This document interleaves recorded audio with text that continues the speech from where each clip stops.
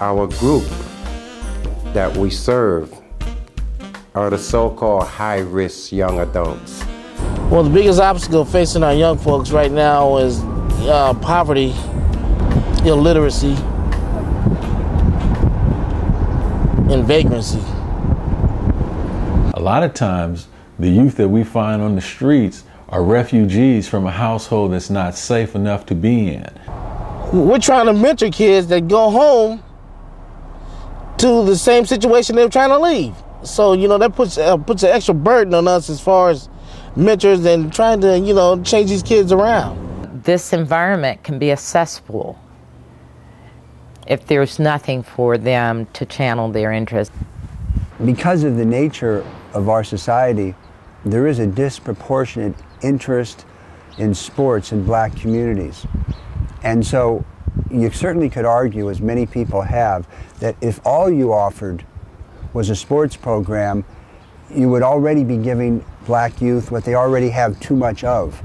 The planning of late night basketball was about February 1992. And the reason for that is that the children, the young adults, are out on the corner, whether we really want them to be out there or not, and getting into something that's probably not positive. And my thought was to get a program in the city of Berkeley that would get them into the gym. I know young people like to play basketball, so that was the drawing card. Programs like this are important because since basketball means so much to inner city youth, it's a magnet that's going to gather them in one place. And then if they're in that place and in that environment, there's also an emphasis on employment, jobs, livelihood, education. People are going to be exposed to it because they've been attracted there by basketball.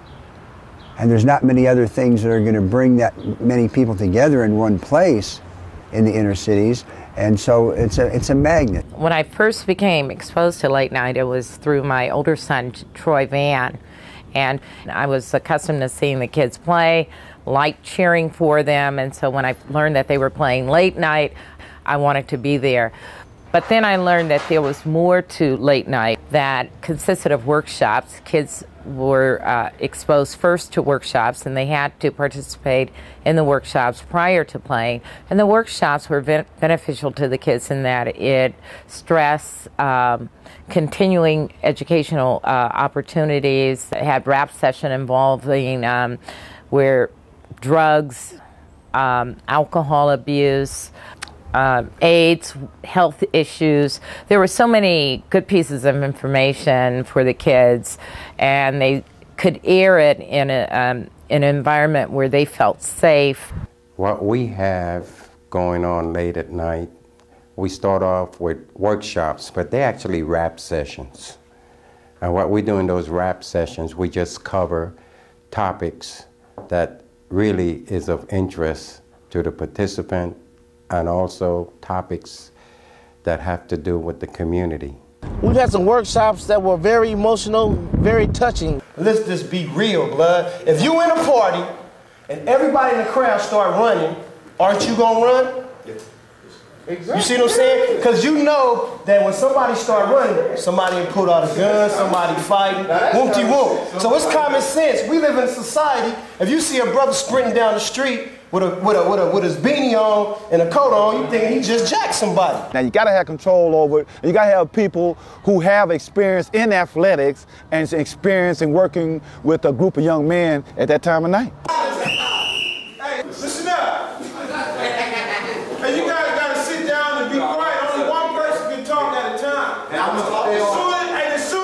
soon as we give our guests the respect and let him conclude his program here, then we can go out and play. But if we ain't gonna willing to sit down and give that man his respect, then we might as well not even play. Exactly. I'm not playing. Then they said law enforcement officers can search any of California's 180,000 adults on parole or their homes without having to show reason to suspect wrongdoing. The sitting Justice Joyce Kennard said the ruling allows searches of private homes in neighborhoods throughout the state by day or night. for any reason or no reason. We have kids coming in from all walks of life. Some of them are pretty straight and doing what they're supposed to do, and some of them are coming in from the underground, the underworld, drug sales, gangs, that sort of thing, and we're reaching out to them. I, of course, knew about late night basketball. It started when Lonnie was mayor, and the thing that impressed me so much was how excited the kids were, but also how much care the older men took with these kids to help them understand what it's like to be part of a team and to be part of a community, so that you bonded with the kids and they also looked to you as role models, and you had some chance to actually talk with them, which I think happens very little. And I know that you all talk a lot about whatever those issues are that kids are dealing with which sometimes could be some pretty serious issues. I mean, kids usually just sort of rush into sports, get coached around the sport, but there's not a lot of emphasis on who they are as a human being, the teammate, the other teammates, what their role is in relation to other teammates. What does it mean to be competitive?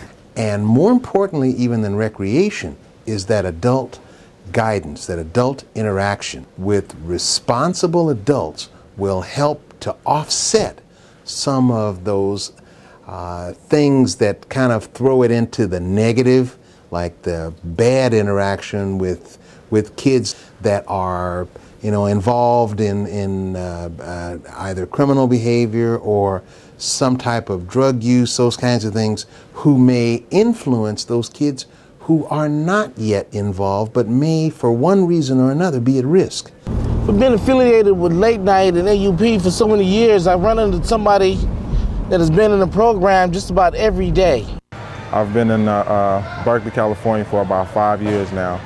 And ever since I've been out here, I've been a part of the Late Night Basketball League, because my mother, when she got out here, she was trying to find, something for a young man such as myself to get into when I got out here, coming from down south. And I got down there, started meeting with some, nice men that could help me with myself grow and prosper by keeping me around the right people, the right connections, keep my mind focused, and as well play basketball, which I love. The AUP Late Night program has opened avenues for me as well as other brothers out here in Berkeley.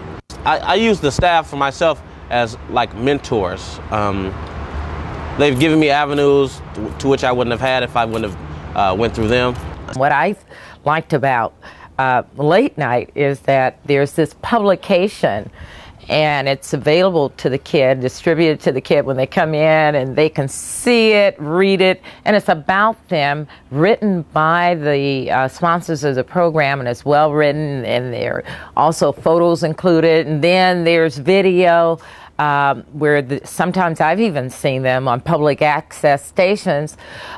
Kids are getting another sense that there's another way to transfer their athletic interests. Late night basketball is important for young people because it's good for youth and young folk to have a place to work through some of their frustrations and some of their energy, and to interact together in a safe environment and to just let off some steam. People are pent up, even young people. We have a lot of situations that get on our nerves, that frustrate us, that push us to the edge, and we need to have an opportunity to do something about that. Get out and let off some steam. Be around each other. Learn how to live and get along together in various situations. Learn how to compete with each other without killing each other. So those groups, those community-based organizations, like the Athletes Program, Athletes United for Peace, are counterbalancing those negatives, counterbalancing that ugliness. So I think it's tremendously important.